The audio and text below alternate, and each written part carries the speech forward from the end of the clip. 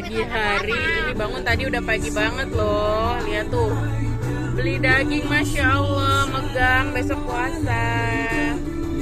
Masya Allah.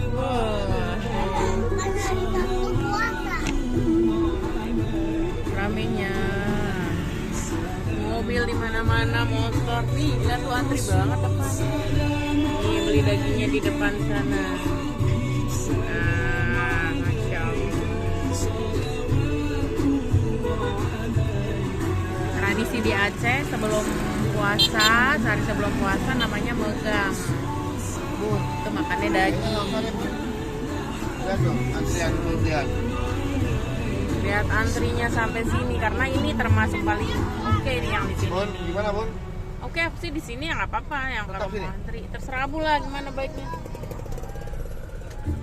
Tuh, bayangkan seluruh rakyat Aceh hari ini menikmati daging, insya Allah.